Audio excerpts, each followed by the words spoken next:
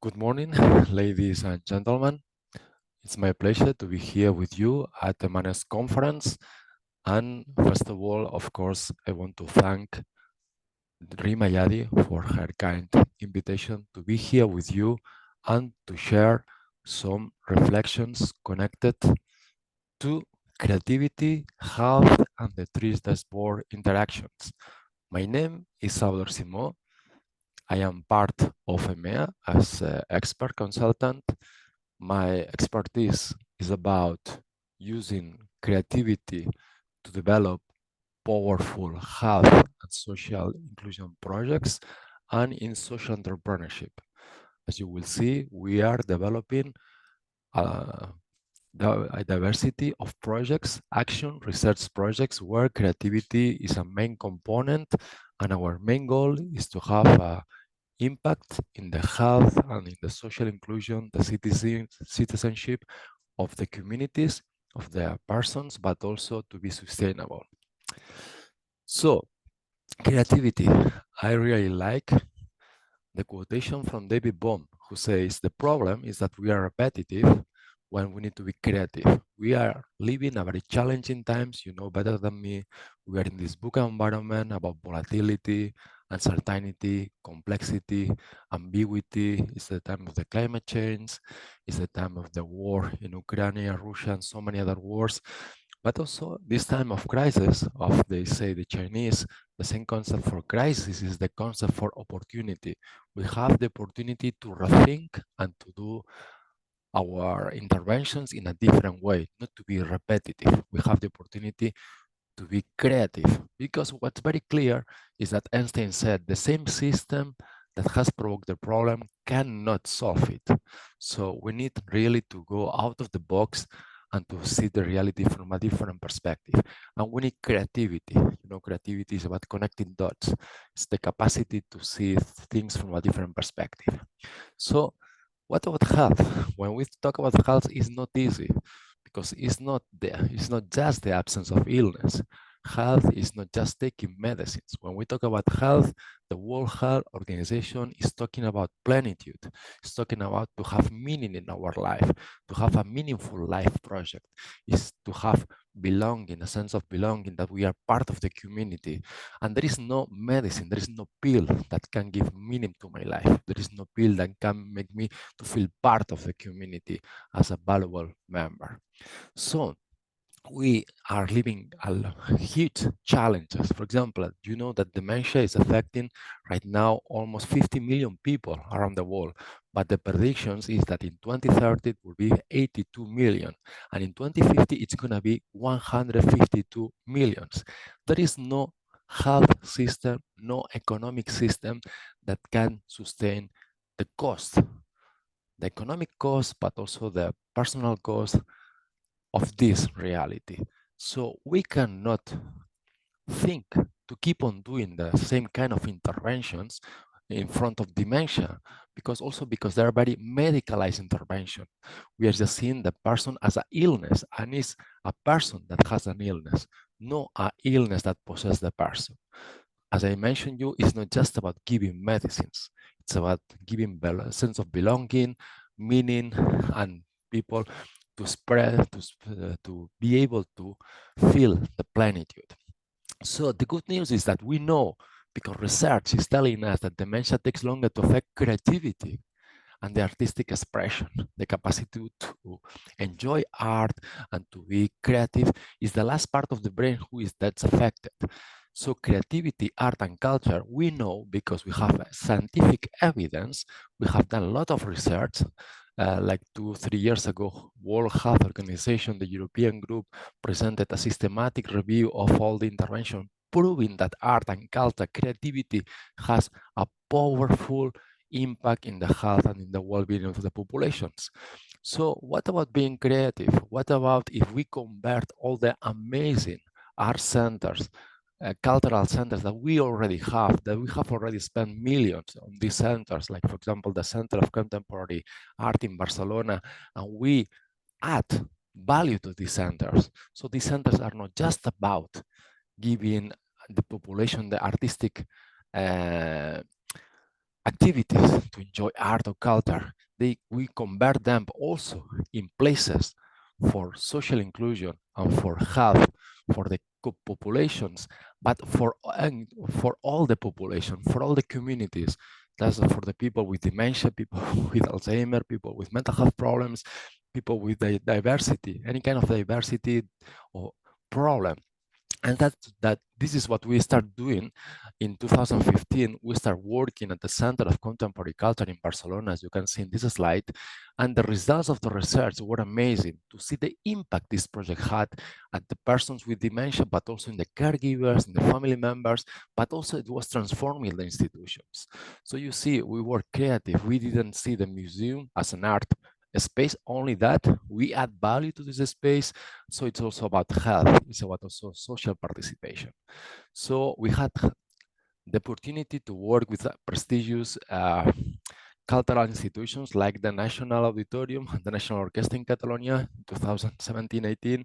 Again, we did research and the results were extremely positive. And from 2018 to 2020, we have been working with Museum Thyssen. It's one of the most prestigious museums in Madrid. And again, the results were really very, very powerful. The impact in the health, the well-being of the people with mental health conditions in this case were really amazing. And the most important, we thought, why not we escalate this project and we are not developing in just one village, in one institution, why not to develop it at a city level? So in a city called Tarn, my hometown, we are doing this project involving all the cultural and museums of the city. So we are working with 3 museums, 2 artistic places, 2 orchestras, 1 cineforum, and 2 cultural sites. And we have created, established programs, activities during all the year. Every month we have 2 or 3 activities free. Always, all our interventions are for free for people. That's extremely important to mention. That we are giving services to the people with dementia, the caregivers and the family members, but also we are opening it to people with mental health problems and people with intellectual disabilities. So you see how really when we are creative, we discover, when we depart from the amazing capabilities of the persons and with the amazing resources from the communities, like the cultural and museums we have, we are doing amazing things. Today, I am just here, meanwhile I'm talking to you. I'm in Porto because I am so happy that we are starting this project now in Fundación Serralves in Portugal. We have done also in Canada, in the Winnipeg Art Gallery, in the Museum of Modern Art of Tbilisi. So of course, we are doing consultancy work. If any of you want to start developing these kind of projects in your hometown, in your country, it's gonna be our privilege from EMEA and from a University of Vic to help you, to support you, because we are doing it internationally with amazing results. So we are discussing that health is about well-being, and well-being is about plenitude. I think this photo is showing that really we are achieving that well-being. Well-being is more than the absence of illness. Well-being is about enjoying life, is feeling part of the community, is to have meaning in your life, as I mentioned. And the most important of these projects is they're extremely cost-effective because the museums are there, the centers are there. What we do is empower the local professionals. We work with the educators of the museums, of the cultural centers. We empower them, we teach them, we train them, and we work with them at the beginning with this consultancy work so they can work independently in the future. So we already have the resources. We add value with a very cost-effective intervention. Another challenge we could mention is about, we have a huge problem of mental health with the school system, primary school, secondary school, university, professional training. It's really nightmare when we see the statistics, for example, of teenagers who have suicidal thoughts or they are just self-harm in the teenagers. It's terrible. So again, what we are gonna do? Are we close these teenagers in day centers for mental health? Are we bring them to hospitals so we are stigmatizing them? Or we start creating a culture of mental health, well-being at the community level, working at the schools? So again, creativity is rescuing us.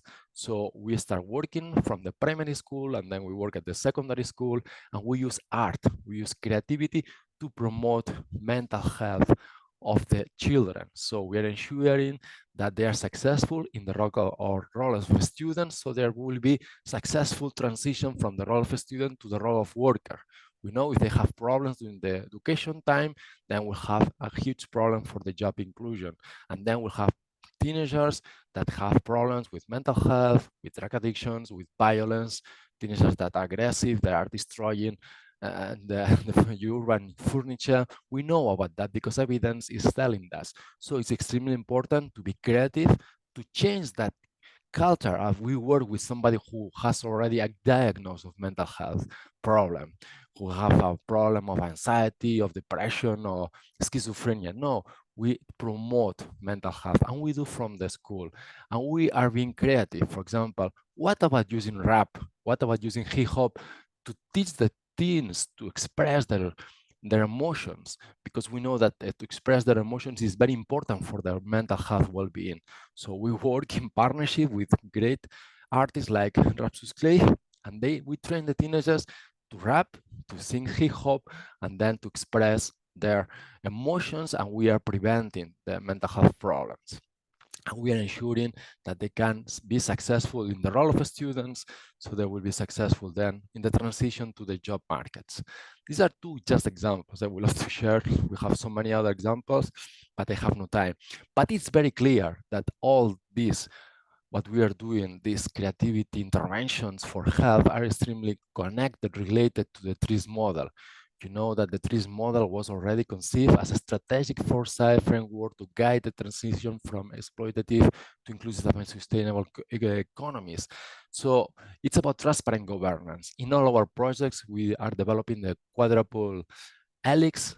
It's about guardianship. We work from the university in a strong partnership with the private sector, with the public sector, with the third sector, and we are doing globally. We are escalating the projects from the community projects to city projects, and now we are working in international projects, even connecting different countries. I would love to be able to develop this kind of projects through the Mediterranean, because this is our natural environment and our scenario. We are Mediterranean people. So again, I offer you the possibility to work together to spread this kind of projects through Mediterranean. So it's about environment, because it's about circular economy, but it's about sustainability. And for example, we are using a lot of land art in our intervention. So we teach the children, for example, the teenagers and the people at the university about sustainability, but we use land art. We are creative to talk about sustainability, and we are creative to talk about sustainability. So for example, in other project we are developing, we are using this land art. It's about inclusive economy. It's about a human-centered economy. So we are reducing the extreme cost, the extreme expenditure we have in pharmacological interventions, in the institutional intervention, for example, for people with dementia. So we are reducing the health cost, the health expenditure. When you promote mental health with teenagers, we are saving huge amount of money, because if not, these teenagers 2 years later, 3-4 years later, will be inside the mental health institution, and the price of institutionalization is terrible. It's so costly, the 1 day of institutionalization.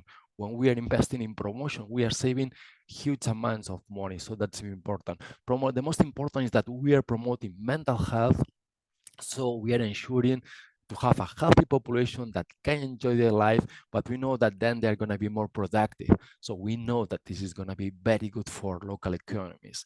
And of course, it's about responsible living. It's about to be responsible in front of the planet, but it's to have this sense of belonging. We belong to the human family. We are global citizens. We need to adopt this global perspective. We act in a local, in a local sites, but we are always having this global mentality, and especially because we are working in this kind of projects that we work transnationally. So we are just teaching about this global citizenship during the projects we are developing.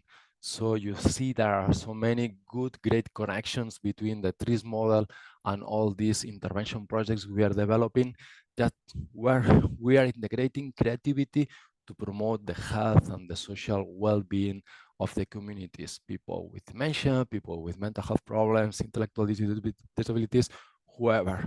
So this is my contact, and it's gonna be, as I mentioned, my privilege to be able to work with you to develop this kind of projects in any part of the Mediterranean that you are interested to do so. So thank you so much, ladies and gentlemen, and I hope I have been able to give an insight of our interventions. Thank you.